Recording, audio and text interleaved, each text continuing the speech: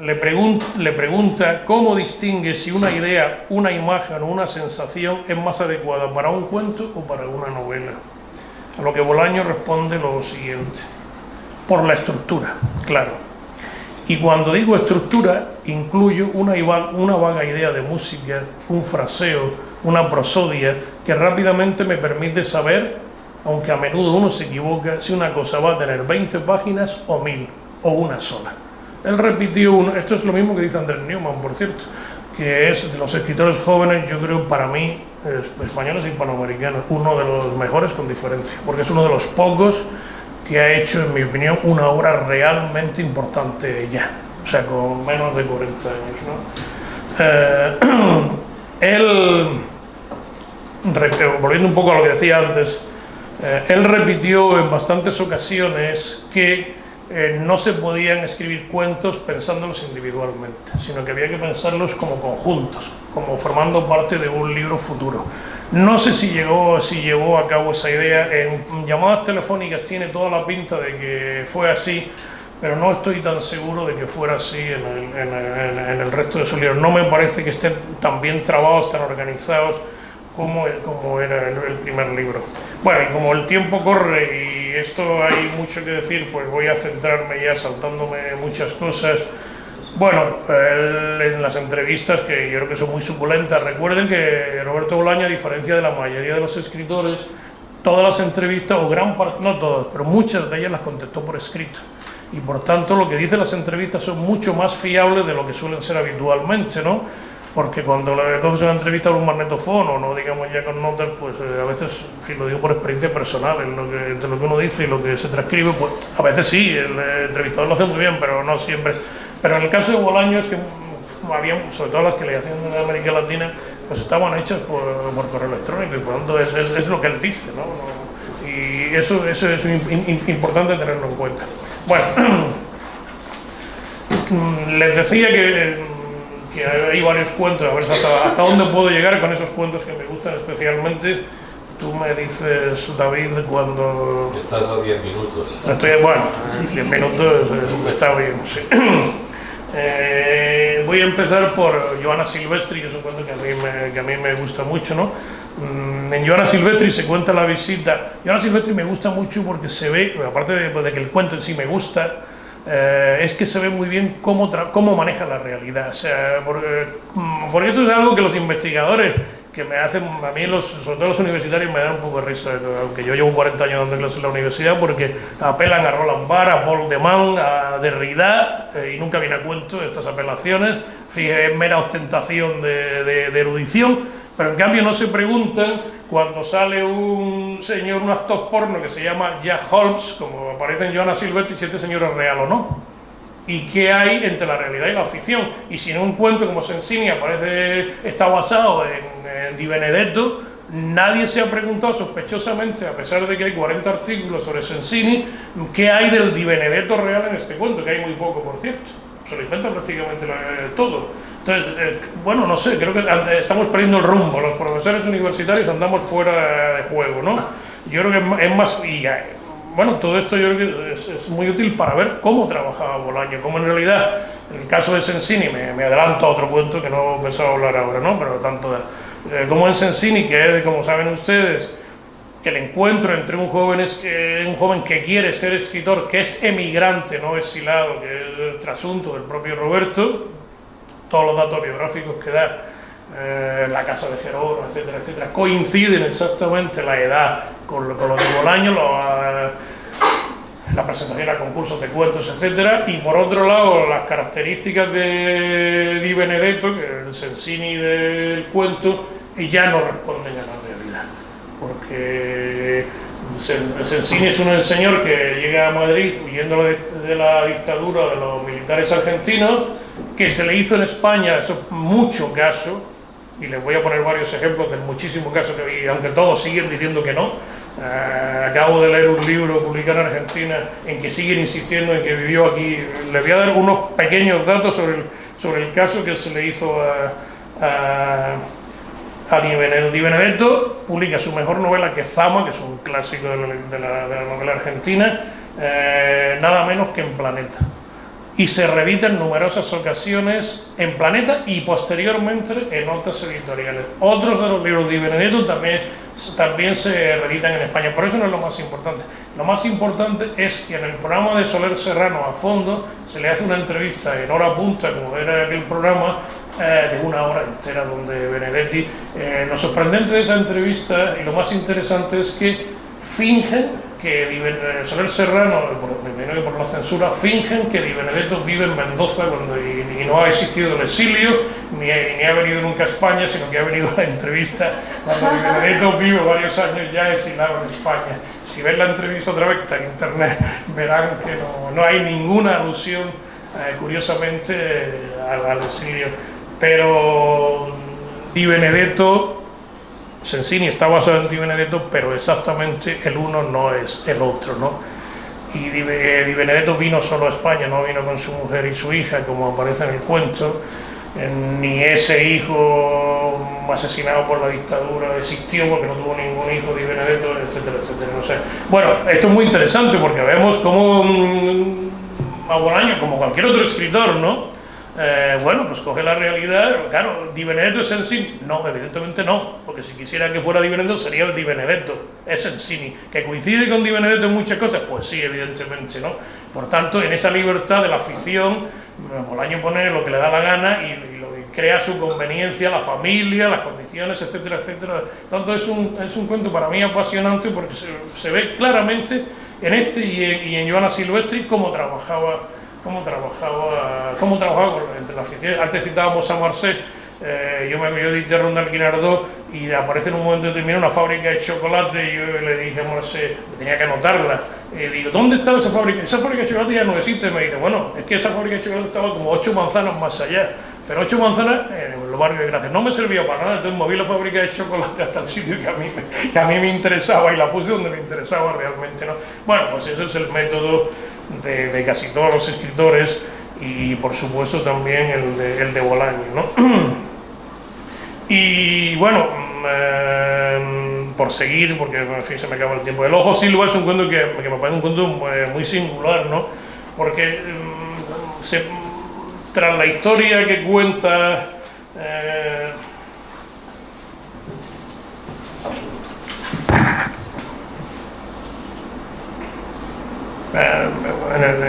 un narrador cuyos datos coinciden con los del autor nos cuenta la historia del personaje que da título al cuento, Mauricio Silva, conocido con el apodo del Ojo Silva. Se trata de un amigo chileno, dice el narrador con la sorna habitual de Bolaño, porque a Bolaño se le oye hablar muchas veces en sus textos, ¿no? Aunque el narrador sea otro, se desdoble en varios narradores que pueden ser Arturo Belano. Arturo B y Arturo Belano no son el mismo. A veces veo escribir que los ponen, no es el mismo, porque si fuera Arturo Belano sería Arturo Belano. Cuando él desdobla a Arturo B es otro, evidentemente, no es el mismo, creo yo, ¿eh?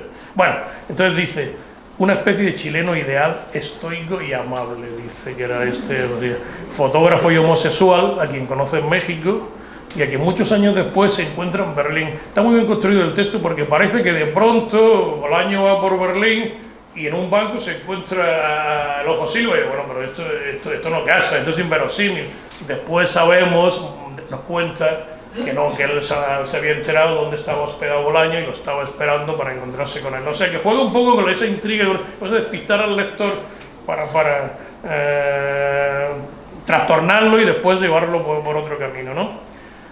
Entonces, este Mauricio Silva le cuenta la historia, que ese es el centro del cuento, ¿no? De un viaje a la India, cómo la agencia de París para la que trabaja le encarga un reportaje fotográfico sobre los burdeles en la India, sin concretar en qué ciudades ni en qué lugares nunca, ¿no? Que eso es muy frecuente en Bolaño, ¿no? A veces concreta los sitios o concreta cosas curiosas, no te dice el lugar tal, pero en cambio no concreta la ciudad en que transcurre. Otras veces o dice en el sur, tenía una amiga en el sur y fui a ver una amiga en el sur. Bueno, no sabemos cuál es el sur. Él dijo una vez en una entrevista que su ciudad ideal para vivir, si pudiera elegir, sería Córdoba, dijo. Después otra vez dijo que si fuera rico le hubiera gustado ser un granjero belga y haber vivido de lo que le producía el campo, ¿no? Bueno, el caso es que este señor le cuenta esta historia terrible, ¿no? De ese submundo de los burdeles, que bueno, tiene mucho que ver con el detective de las ratas, porque yo creo que son como dos submundos paralelos. Por un lado el de los burdeles estos de la India, y otro lado el de las cloacas donde viven las ratas, ¿no? El caso es que este hombre presencia unos rituales de violencia en los que castran a los jóvenes y los abocan a la prostitución, y entonces este Ojo Silva rapta a dos de estos chicos que al final mueren por una infección que cogen, por una enfermedad. Pero el cuento tiene, aparte de esta historia que parece, eso es como decía Ricardo Piglia, ¿no? Un cuento cuenta dos historias. Una está latente, que parece que es esta, que es la más obvia, pero otra está subterránea, ¿no?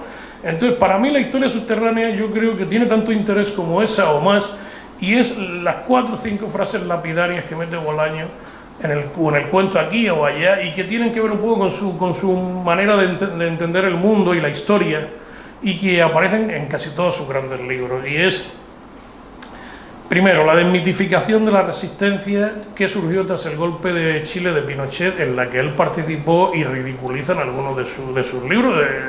Él estuvo presente, ¿no? Segundo, la exaltación por contra de lo que él llama en cursiva en el cuento los luchadores chilenos errantes, ¿no? Que son gente como como el Ojo Silva, ¿no?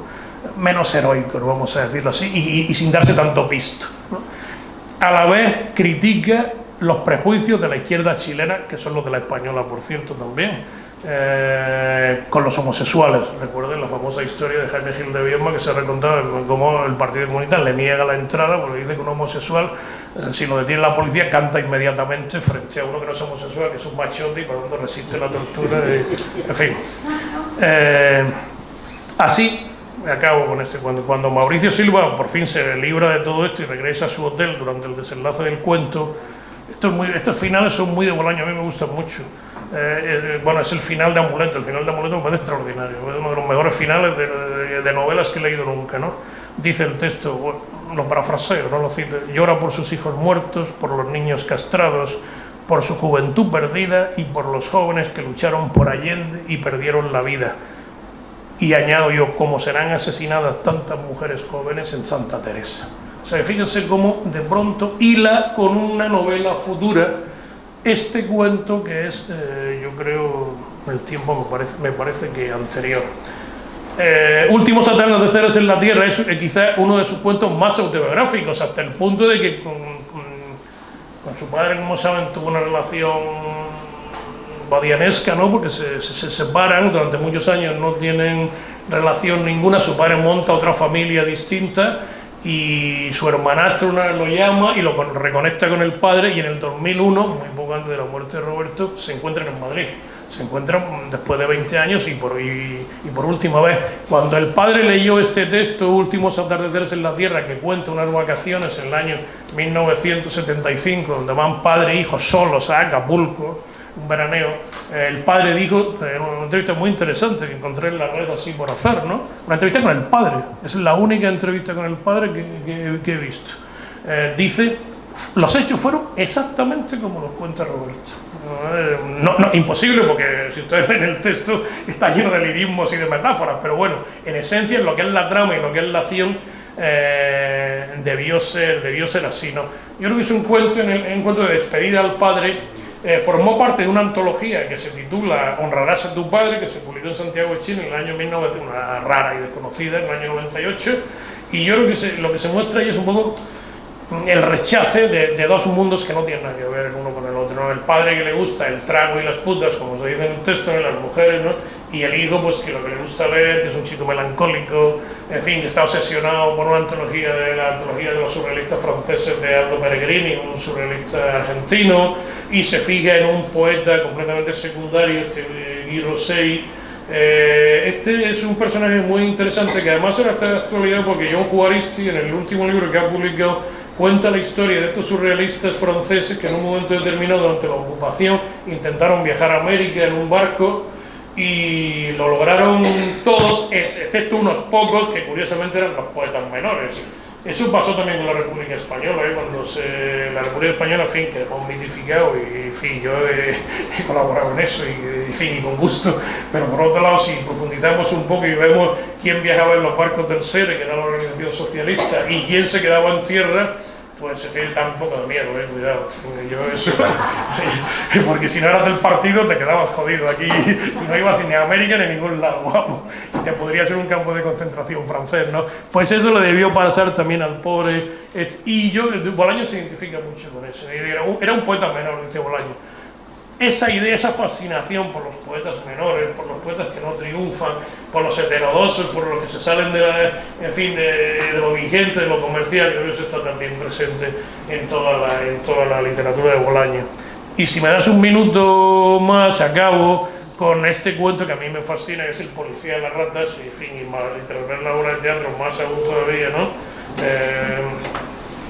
Lo montó Ale Rigola en el 2013, cambiando algunas cosas. El texto es el mismo, pero en fin, inventa algún personaje que no es bueno, es una metáfora, ¿no? Una metáfora que proviene de un cuento de Kafka nada menos. Un cuento muy conocido de Kafka que se llama, a ver si lo encuentro por aquí, Josefina la cantora o El pueblo de los ratones, se llama el cuento de Kafka. El protagonista, que es Pepe el Tira, es sobrino de una tal Josefina la cantora. En el cuento no se hace alusión ninguna a Kafka, pero es evidente que proviene de ahí. Pero yo creo que también proviene, esto no se ha dicho tanto, lo menos yo no lo he visto, de ese famoso cómic de Spielman que se llama Maus. Yo creo que esa idea de la rata como metáfora del hombre, la sociedad de las ratas como metáfora de la sociedad de los humanos, con la que juega aquí Bolaño, ¿no? Y sobre todo con la defensa del artista, del escritor, que debe tener un papel en la sociedad, sobre todo el escritor no ortodoxo, vamos a decirlo así, ¿no? La gran paradoja del cuento es que en la sociedad de las ratas, de los ratones, se le presta más atención y tienen más consideración con un poeta que aparece fugazmente en el cuento que no en la sociedad humana, ¿no? O sea, Bolaño nunca preguntaba sin hilo. El cuento tiene más cosas, ¿no? Por ejemplo, el descubrimiento del mal, como los las ratas que se consideran seres honrados a diferencia de los humanos, que no se dice nunca así, pero bueno, se sobreentiende, ¿no? Pues resulta que el asesino es, ante la sorpresa de todo, y lo intentan tapar, ¿no? Pues es una rata, ¿no? Que mata por mal, por puro placer, ¿no? Esto está muy presente, como sabéis, bueno, en Estrella Distante, sin ir más lejos, ¿no? Carlos Vives, etcétera, ¿no? Bueno, pues esto yo creo es lo que quería decir, ¿no? Yo acabo diciendo que a mí los cuentos de Bolaño me parecen muy importantes en su obra. He visto algunas opiniones despreciativas, por ejemplo, Volpi dice una cosa que me hace mucha gracia, y de los cuentos de Bolaño no valen nada, no tienen ningún interés, excepto un par. No dice qué par son los que le gusten, en fin, la próxima vez que lo vea se lo preguntaré, ¿no? Pero es una obra menor, a mí no me parece una obra menor, yo creo que es una obra muy mayor. En fin, no sé, a mí me cuesta trabajo, yo he publicado un libro de 800 páginas sobre el cuento, o sea que algo sé de ese asunto, ¿no? Me cuesta trabajo ver qué escritores mejores de cuentos hay en el mundo hispánico, por lo menos, ¿no? A mí me parece un escritor extraordinario y tiene 8 o 10 cuentos, se puede hacer una antología del máximo nivel. Y además, insisto, cualquiera que quiera entender sus novelas tiene que pasar por los cuentos, porque los cuentos a veces responden a algunas cuestiones que no se resuelven en las novelas. Y nada más, muchas gracias.